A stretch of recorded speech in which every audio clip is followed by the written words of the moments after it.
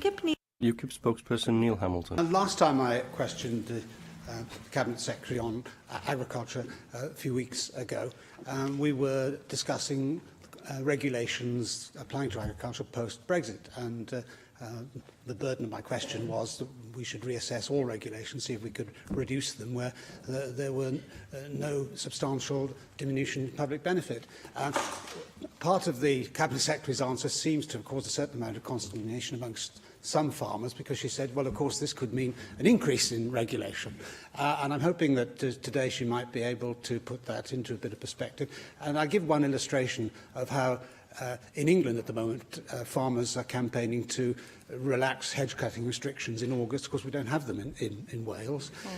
There's a short window of opportunity between harvesting summer crops and planting winter crops, and it creates problems for farmers if they can't do things like hedge cutting and other management issues in August. So that's an example of how having regulations that are more proportionate are in the interests of farmers, but not to don't cause any problems for public benefit. Well, I think the consternation amongst farmers was increased by a bit of mischief-making from the Welsh Conservatives and the press release they put out. I think what I said was, you know, I've got about 7,000 pieces of legislation and regulations in my portfolio, and I think I actually said a case-by-case basis. But what I was saying was we would not allow environmental standards, for instance, to slip. And, you know, we could strengthen some in places if they were deemed to be needed. So, you know, you're right, we need to look at it, you know, very pragmatically to make sure that it is proportionate. Thank you, Cabinet Secretary, for that. I'm afraid my reading list is not quite as extensive as hers. It does not extend to Conservative press releases.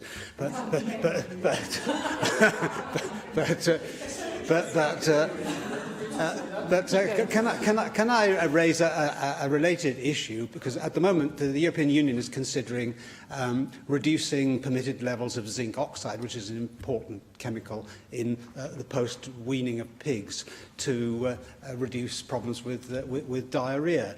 There doesn't seem to be any problem with zinc levels in the ground in Britain or in Wales, but if zinc oxides were to be banned or significant restrictions were to be introduced on their use, this could mean wider use of antibiotics, and that could obviously lead to microbial resistance.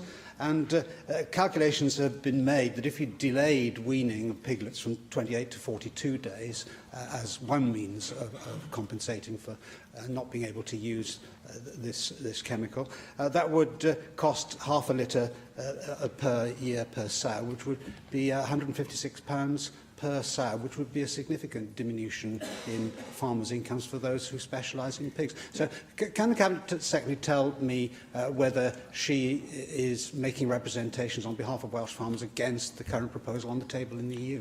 Well, that hasn't been raised with me, that issue, but I'd be very happy to look at it, and again I could write to the member, but that's certainly, there's nobody in the pig industry that's raised that directly with me.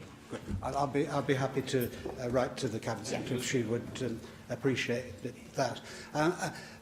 At the current time, a lot of uncertainty obviously exists in rural communities about the impact of Brexit, and this uncertainty is likely to continue for some time. I think it's very important that we keep things in perspective, that we all hope, of course, there will be a deal at the end of the day which will, broadly speaking, preserve access to European markets as they exist now, and vice versa. But isn't it important for us to recognise that agriculture, although a very important section of industry and community, is very, very small in the context of national GDP? It's only about 2% in the UK, and the report which we're going to debate later this afternoon from the Climate Change Committee provides some useful figures on this, that GVA in Wales from agriculture is only £385 million, 0.69% of our Welsh national income.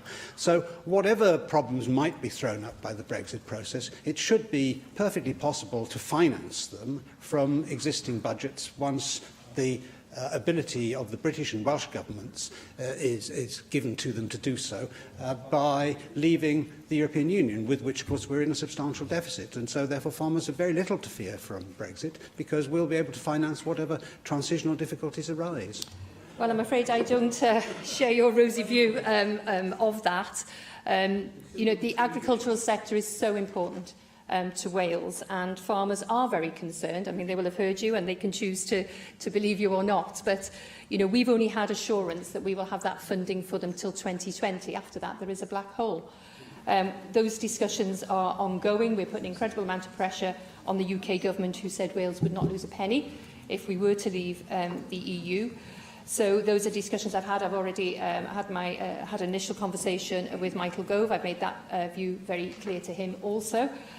So, you know, as I say, I don't share your rosy view. I do hope that funding does continue for them, and we will be fighting for them. Cwestiwn 3, David.